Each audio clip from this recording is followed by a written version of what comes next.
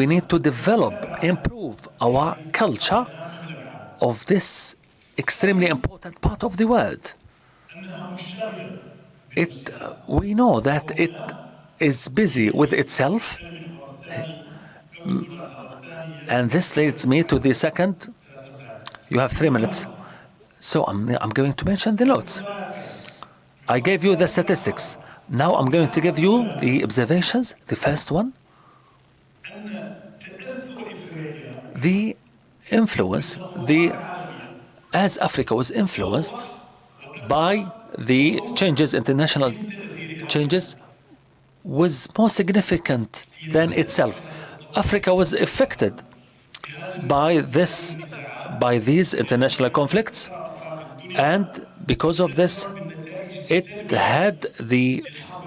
received the worst repercussion of the war that took place in Ukraine, between Russia and Ukraine. The second observation, Africa is busy with itself. When we talk about the states, in the blocks of the states in Africa, into 3 categories. The first one is the states that have rational, acceptable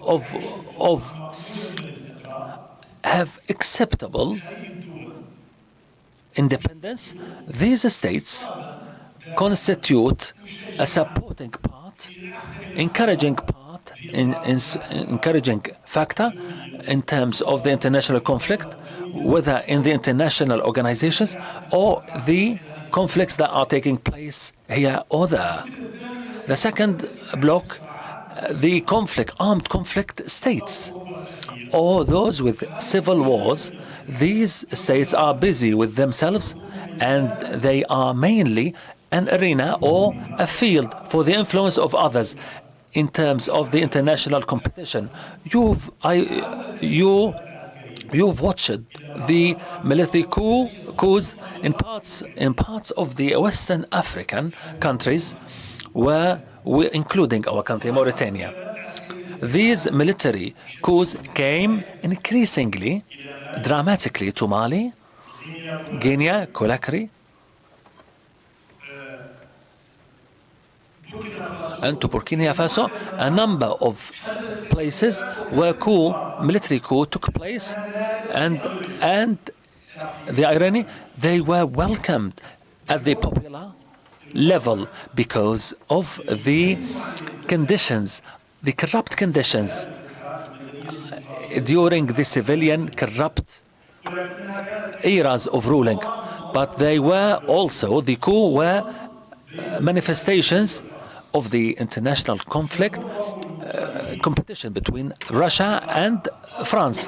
Most coup leaders are pro-Russian, and those who were taken, whose power were taken from them, were pro-France.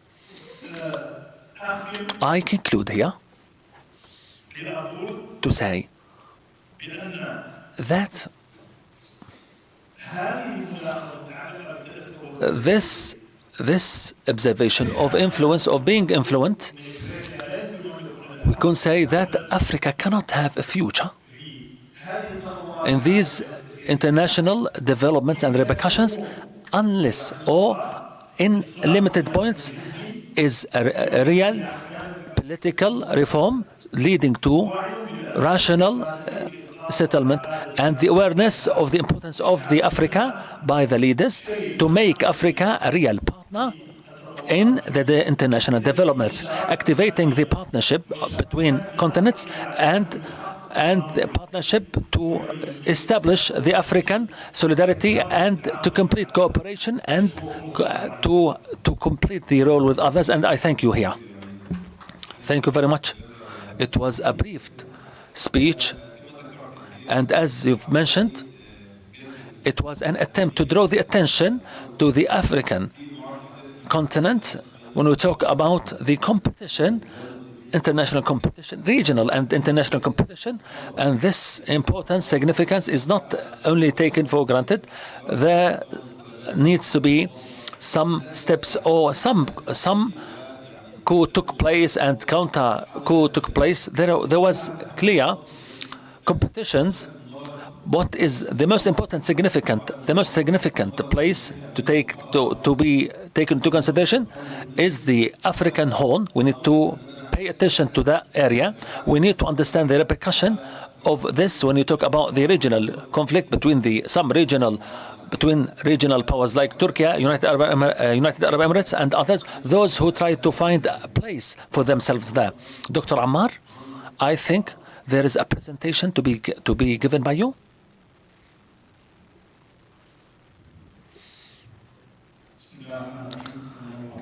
In the name of Allah, the most gracious, most merciful. Thank you, Mr. Waddah, Sharq Forums Waddah.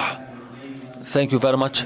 As Dr. Muhammad Jamil said, I am very interested in the African.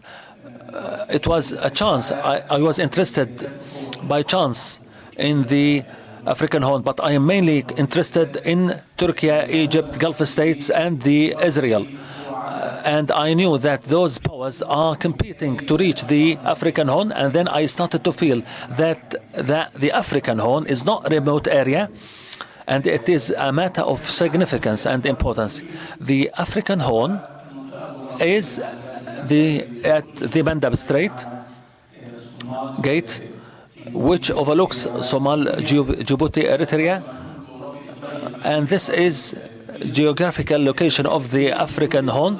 In my opinion, the geopolitical view, the map includes Sudan and Kenya, Madagascar, and when we talk practically, there are a lot of studies considering it as an east of Africa, the east of Africa, not like small area. The African Horn is very important because it overlooks the Mandab Strait or Gate. It includes the commodities of China, the Gulf commodities, oil commodities, the way it controls the Red Sea routes into Europe. And it was a place for competition at the era of the colonization. Britain was there. France was in the African Horn as well, and other colonial forces were there.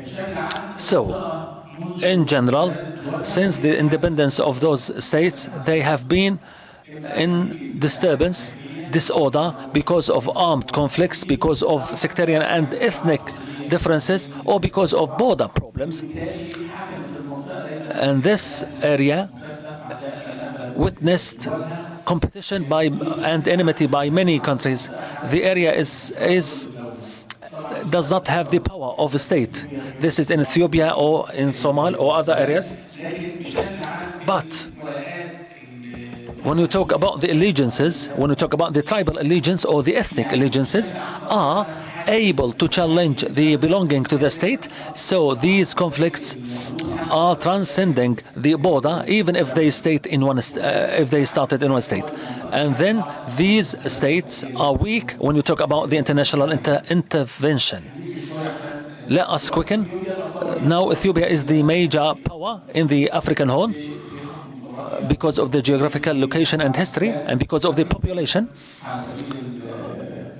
When you talk about the irony, it's the number of Egypt with the same area, but it suffers because it is imprisoned after the independence of Eritrea, and this creates a continuous state and need to reach water, whether in the Red Sea or on the Indian Ocean through Somalia or Kenya. Ethiopia is a big country with agricultural sources and metals, but it has always been poor. In 2000, it was the second poorest state, but since 1949, started to develop and grow dramatically. When it has become the fastest in terms of the growing, and the GDP started to grow to reach 156 billion at the estimation of 2022, but there are still 50% of them suffering from poverty. When you talk about in last June, there was a big big change. Abiy Ahmed tried to restore the historic role of Africa. When he ended the conflicts with Somalia and Eritrea, started the maritime navy forces, and they wanted to start after the independence, but after those disorders were disposed, they made a deal with France to improve the navy forces. With France, of course, the deal was held, and he said that he wanted to be there in Eritrea, Somal, or in other areas. The main of the problems of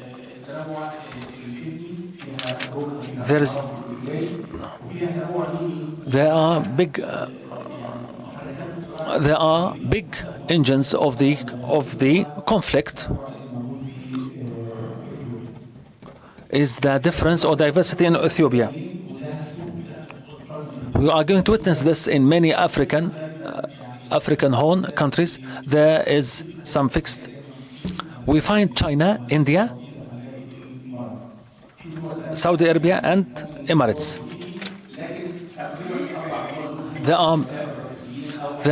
These are the 4 main partners in the African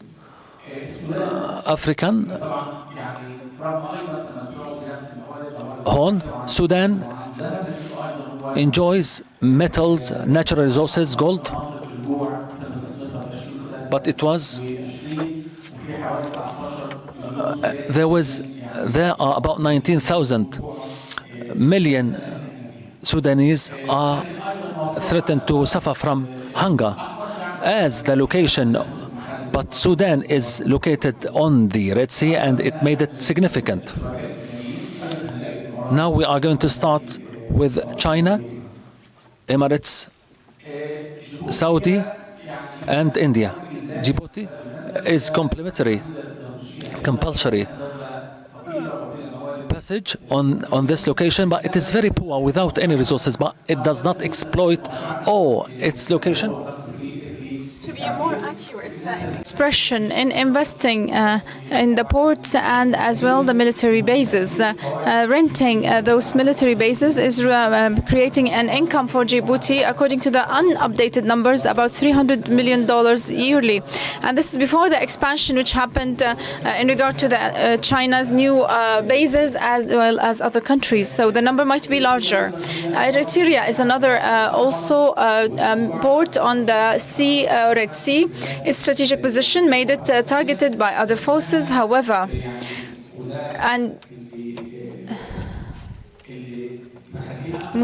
What made it more receptible to pressure, because they receive more aid, external aid, because they depend on other forces to survive. Somalia, although they are different than Ethiopia in regard to they are more solid in regard to the ethnic and religious diversity. However, they have internal division. They have the division between the federal states and they are amongst the federal state. They have civil wars which continue, which made the country always at poverty. It's classified with Sudan as amongst the most poor around the world. We have Emirates, Saudi as well. So Oman is an exception here. In regard to Somalia, if you look at the GDP of the African Horn, there is a difference, a large difference. That's why they say Ethiopia is what is in control in the area, economically speaking, as well as in regard to other factors. Eritrea, Somalia have limited resources, so their economy is very weak or limited. They always receive aid or dependent upon aid. Now, quickly, to talk about the competition over those countries from the world, I will not be long here because it was tackled yesterday. No, you can. Okay. The international competition is huge here. However, there are 4 main documents issued in the last months. which create the framework for the competition. Biden's administration created the national security statement in October when they stipulated the only competition to them and the only capable competitor is China. They considered Russia as a fact, as a state which wants this or desires this. However, they don't have enough resources to do that. However, China has the two. They have technological resources as well as economic resources to do so. The report says that 10 coming years are the decisive era for stopping Chinese attempt of changing the international world order. In regard to Russia, the report says they are in cooperation with the partners to create now a failure for the Russians or in Ukraine. In NATO, have created the paper of the strategic position 2022, and this they for the first time had China as a threat. They always had Russia, they always had terrorism. However, in this new document, they considered and listed China and its policies as a threat to the interests and the security of NATO. That's why they have pledged to work against Chinese challenge. In last October, the president of China, in the Communist Party's meeting, have issued the report of work or labor of China. They used to, for the first time, they talk about peace, the international development, and the developments, and then they started saying that the situation is a catastrophic situation, and they are going to combat the hegemony of the West, trying to stop China from rising, and that the Chinese need to prepare themselves for the economic sanctions, and that the military should be ready for war. Putin last September as well have used this new dogma for international affairs, which although he is pressurized, nonetheless this dogma is aggressive. Or the doctrine is aggressive. Russia is going to support whomever speaks Russian outside the country. This was explained as or interpreted as Russia adheres to the interventions they are doing in other countries, especially Europe, and that they are going to protect the values and principles of the Russian world, which this includes countries in Europe as well as Central Asia, and they have stipulated they will communicate with the Serbian countries, China, India, the Middle East, and improves the relationship with the Middle East, Latin America as well. Very quickly, this international competition is on four tracks. The first, the military deployment. Now, America, the allies on one side, the other side is China as well as Russia. They have plans to have more deployment of troops around the world. And this did not just occur in the Horn, but also in the alliance with Britain as well. China itself started to change their approaches, and they started creating military bases in Cambodia, and they have a security agreement now with the Solomon Islands in the Pacific. And now the economic as well initiatives are part of the Cold War. China has the Silk Road and built. And then you have America and 7 industrial countries, and they have now a partnership for development and investment. And this is an initiative where they pledged to spend $600 billion in the next years. America started expanding its presence. And Biden, in the last 6 months, have created a number of summits. I believe with mostly all the entities with America, Latin America, ASEAN, with the Middle East, with Africa.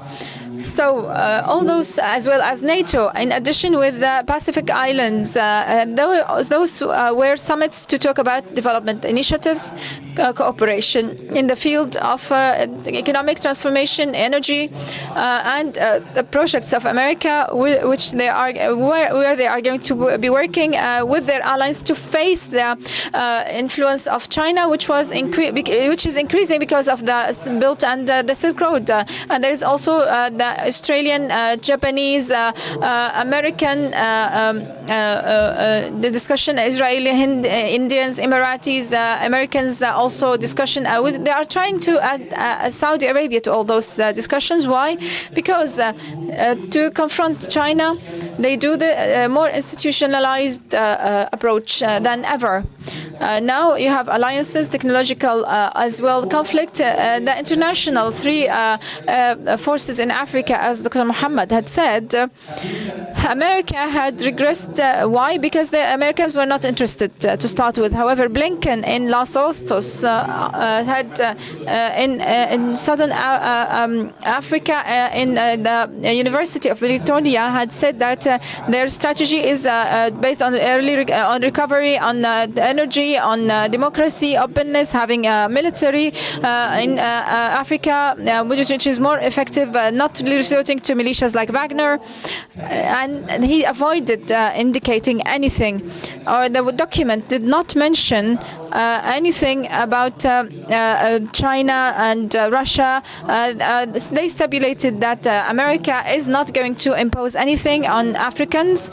Not just that, even in relation to the democratic methods and the values of the African states, there is a different way or approach of dealing with Africa today by the Americans, and they have stipulated in their report that America looks at Africa as a geopolitical important actor. However, this does not mean that also the business between America and Africa is just 1% of the total international trade of America. It was 142 billion in 2008 to 64 billion in the year before the last.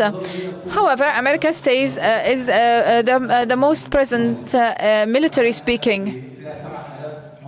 7,000 members or soldiers. They participate in exercises in more than 42 countries, except for Djibouti. They have another base also in Niger. China is very much interested in Africa. There is this tradition in the Ministry of Foreign Affairs of China that every first visit of the Minister of Foreign Affairs of China should be to Africa. This is a new tradition. It's not written. However, they commit to do that. And they are the larger business partner with Africa. Russia, economically speaking, is not important, but militarily speaking, as the doctor had said, is the most important. And Wagner today is in a number of countries, Libya, Sudan, Mali, Central Africa, Mozambique. Days before, the Minister of Defense of Central African Military of Defense said that they are going to create military bases with Russia, and this is to solve the security issues inside the country, and this is the first real base inside Africa for the Russians. The international competition had transformed to militarization, clearly. Had you looked at the Horn in the northern part of the map, on the map, it's not far from the main conflict, which is happening in the Pacific and the Indian Oceans between China and America, meaning the military Western presence, the Chinese military presence in Bab el-Mandab is not just linked to the issue of combating piratism and protecting it. Yes, this is a goal. However, with time, it became part of the larger map related to Americans' attempt to obstruct Chinese rise and containment through the military presence in the Pacific area, while China is responding with also being present outside their soil. And now China is in Djibouti, and there is a project to have to be in Tanzania, and now they are also Cambodia. In return, America, and now it seems that America has created this arc of besiegement around China, trying to enforce this with time.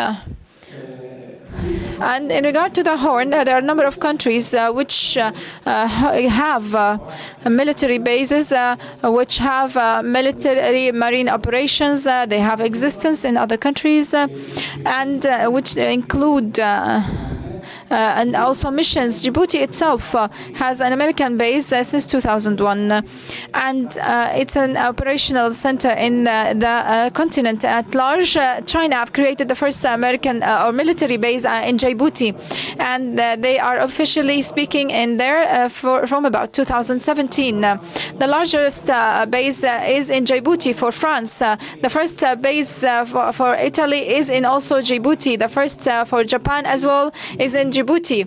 There is an agreement which was signed by Saudi Arabia with Saudi Arabia. However, until this moment, they don't have facilities. This is their military existence in the Horn.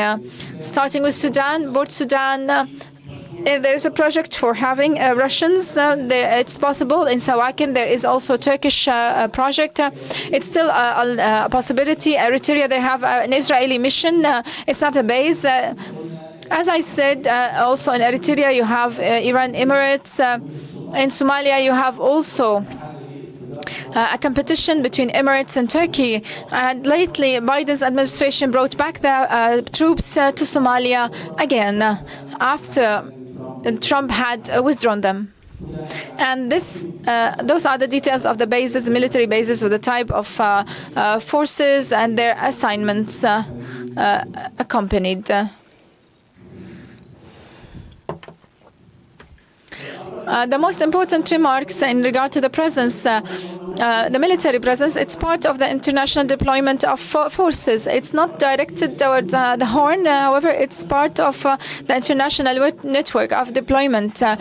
Even the regional forces like Saudi, like Turkey, like Emirates, they are attempting to create their own networks of existence.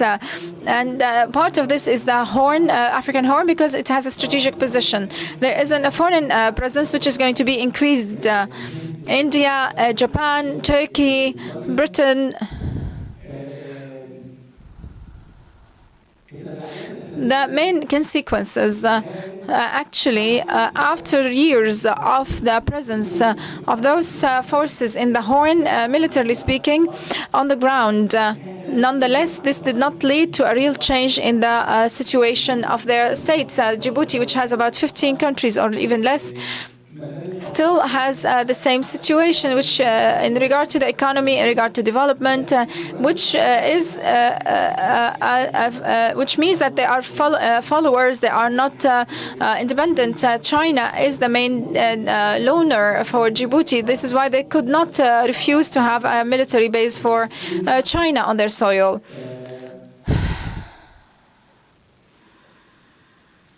Of course, using those military bases to target other sides is something which makes the whole states of Horn as at anonymity with the other countries. They might be targeted as well because of that. And this is what happened in the Yemen war. I'm almost finished.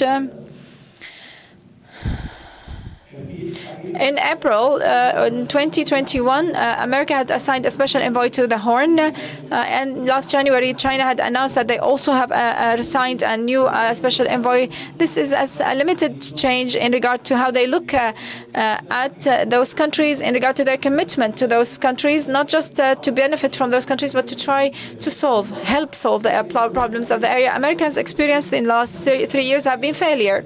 And in the three targets they have established, ending the war in Ethiopia and thus solving the problems between Sudan and Ethiopia, as well as the Nahda Dam. The three files America could not achieve anything at, and the continuation of having those countries in the Horn and the state's dependency upon the relief and aid makes them always followers of the foreign states.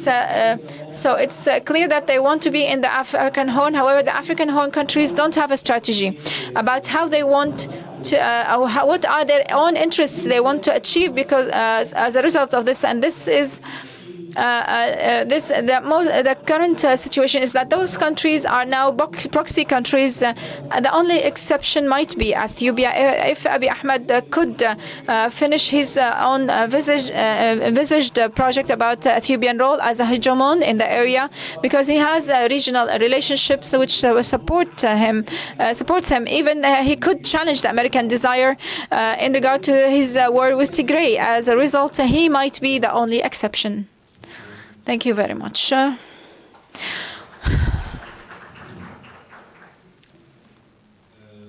Thank you very much, Ammar. Of course, there are so many questions and comments as a result, especially the friends from the center of Africa, as well from Yemen. If you have any comments in regard to how did this affect the situation in Yemen. However, before that, Dr. Salahuddin Zain would like to comment in regard to this in 15 minutes. And then, or in 1 minute, 15, peace be upon you. I would like to thank you, Dr. Muhammad, for this opportunity. And I would like to thank Al-Sharq Forum for this invitation. The two speakers have explained much about the information and the political main context in regard to those details.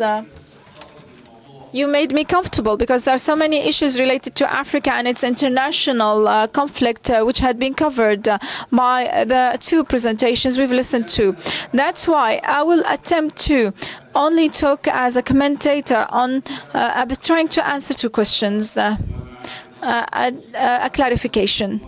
First question is, how did the countries of the continent interact, as well as the institutions of the continent, with this competition, international competition over Africa? Because this is the session's topic. The second question is about how did the northern countries have interacted with this, the Arab countries, with the southern parts, which are the southern of the desert Africa. Before I start talking or answering those two questions, let's stop at another issue. We need to clarify a term. When we talk about Africa, a lot of people talk about Africa as if Africa is one country. Whenever we hear people speak, even you look at the literature about if you look at the political dialogue, even when you attend conferences like Mr. Jamil Mansour had mentioned, Africa, China, Turkey, Africa. When you talk about it, it's as if Africa is one country. Africa has 54 state member of the UN. It has different regions. It had different political blocks, economic blocks, as well as so many differences in regard to the political, economic issues, as well as positions. So when you talk about Africa, you should always be aware, because you are not talking about one country, or not even a harmonious continent in regard to positions and causes. There is a big diversity. And I always prefer to talk about the African states instead of talking about a country, about Africa as a whole. This is the first clarification. The second issue, so many times we hear or see that when you talk about Africa, as if you are always talking about Africa's southern part of Africa, and that the Arab countries on the north are not part of Africa. About 10 years ago, we were in a conference in southern Africa, South Africa. The main speaker was from the Arab state in the north. When he started speaking, he expressed his love and happiness for being here for the first time, participating in a conference in an African country. And everyone within the room had started like mumbling something. And the moderator said, "Are you saying that it's the first time you try to attend something in Southern Africa?" He said, "No, first in Africa itself." And then he said, "Aren't you from Africa? Because we consider your country to be an African country." People started to laugh, exploded laughing. This shows that although all the African countries from the north and the south are in one continent, they have one league, and they are always one block in the international community's institutions. However, there is also always this difference or division between the two parts, and this had played a big role in regard to the last transformations in this area. On the political level, yes, the countries are part of the African Union and the institutions. However, this presence as well, as Northern African countries impact on the track of things, especially after the African Union has been established in 2022, it had been weakened. Maybe specifically the Egyptian role, which had retreated. Now, we know Algeria was very active at the beginning, at the establishment phase in the African Union, but because of the problem between Algeria and Morocco, the presence of Algeria was on the expense of the absence of the Moroccans for a long time. This applies to the rest of the countries. However, even this type of engagement was a bit reasonable. However, today they are almost absented in regard to the elite level. Now, when you talk about the conferences, although you have common causes, so many common causes between the two sides, intra-issues. For example, a country like Egypt has a cause which is related to Sudan and the Nile, and this is related to the African continent, to the south. The Palestinian cause as well is present in the southern parts of the African continent and in the western parts, as well as other things. However, the level of engagement, the presence, the participation, the dialogue, the interaction with what is happening in all the parts of the continent. If you look at the elite in the north and the interaction with the southern parts and the western parts, I believe we need to think about it and revise this. People at the time of the revolution of Libya, when there was the events, when the events started until Gaddafi have fallen, everyone was astonished because some places in Africa had supporters of Gaddafi. Some explained this as Gaddafi spending money on them, on their institutions or specific bodies in southern parts of Africa. This might correct to a large extent. However, this is not the only reason. The Arab elite, which was against this, whether in Egypt, Libya, or in other countries, in the countries, the elites who were in opposition were not present enough. They did not have enough awareness to talk to their partners in the south. That's why the people in the south always have seen Gaddafi as a hero of Africa, and the NATO had bombarded him because he is a hero, not because he is a dictator, and not because he's a corrupt regime. They did not have this in their mind in the south. This is the first part. Although there are very common interests amongst the two, the south and the south and the north.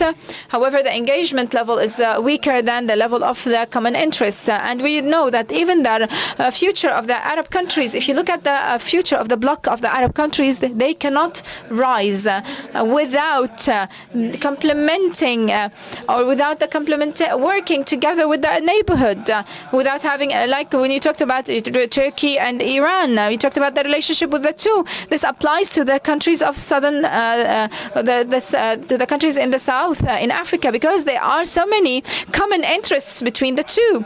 This third issue now about how did the continent states and institutions have interacted with this competition over the African continent, as you have mentioned. Because here we are not going to be talking only about the competition. The continent is not just a place for competition. We are interacting as well. How did this happen? In my opinion, since the establishment or since the transformation of the African Unity League into a union, in 2002, we created new concepts, and those concepts have developed with time, over time. Yes, it was a bit gradual. however, they started enforcing the independence of the decision-making mechanisms within the institutions of Africa, within the countries. Now they have independent positions as well as relationships away from the away from the West, because they have been under the influence of the West before, and this had started to appear lately. Let's talk about the votes which happened in the UN after the Russians' invasion of Ukraine. You would notice that the first vote was related to condemning the Russians' invasion, and the next vote was about, I believe, annexing the 4 territories, and then a third was, I believe, in the UN in relation to Russia being kicked out of the Human Rights Council. Now there are 54 members from this continent. In the first voting process, 28 had voted for this decision. Regardless of all those the pressure from the West, only 28 were in favor, and some 17 abstained. South Africa and Congo and others, and some countries have been absent. And then there are other votes. They were not better. The last vote, which was in relation to kicking Russia out from the Human Rights Council, some countries, 6 or 7 countries, voted against the decision clearly. Despite the pressure of the West, America and the rest, there is a different independent position the African countries are assuming. Some people say this is a loyalty to China or Russia. No, in my opinion, this is an attempt to be independent from the Western influence. The other issue is that in regard to the interaction of the countries of the continent with this competition, they are attempting to improve their position in the international arena. Institutions, for example, in the Security Council, African continent has 3 votes, I believe, amongst non-permanent members. 3 votes. No, they said 3 minutes left. Okay. And now they are talking about that Africa should receive another seat, a seat which is permanent. Why? And the countries are pressurizing towards having this. There is the G20 bloc, amongst of which South Africa is a member. They attend, however, they are attempting now, and there are promises that the African Union is going to be receiving a seat within the G20 bloc. It seems that there are attempts to improve the positioning of the continent in the institutions, international institutions, because they are using the competition and the contradictions of the world. Is it easy? Even if the continent gets the seat, the situation is not going to be easy. It's going to be challenging. The countries, because the countries of the continent are not in consensus, and there is also the issue of the solutions of Africans for the Africans' problems. If you look at the Sudani crisis, before this war was erupted, and after that, a group before the war was called the Group of 4, the quadrant, which was America, Britain, Saudi Arabia, and Emirates, have been influential. The continent's countries see that this is an issue within Africa, surrounded by 7 countries from Africa, and what is happening in Sudan is their main interest. However, the group who have managed this file was from outside the continent, and this is why there was a type of tension between those quadrants, and they have the the African Union was within another mechanism where you have the UN's envoy and the Union of Africans. Now we had a position, we created a new expanded mechanism, and was keen upon having more bodies included, and have insisted that the solution of the African problems should be led by Africans themselves. It's clear today that there is a difference with what the Americans are trying to impose in Sudan specifically. Not to lose more time, I would like to say this. The continent's countries, politically speaking, have been interacting positively with this competition of the world over the continent, and instead of this being an obstruction, they have used it. So they are expanding their choices now. They are not just accepting all the pressure as is from the West, because they have a margin to work with Russia, with China. with Turkey, with other countries. So I believe this gave them more freedom. Thank you very much. The last one in 30 seconds. There is the issue which it seems ideological, which is also present there. So many countries in the continent started feeling that the internal crises are affected by the West. They are doing this from the perspective of the liberal perspective, and this might lead to contradictions because some countries didn't have even the institutions ready, and they see that the priority is not to have this their full control over the land, to finish the institutions building phase before talking about coming up with the solutions which come from the liberals, which are dependent upon having a really well-established institutions. Thank you very much. We have about 20 minutes now for the comments and the answers.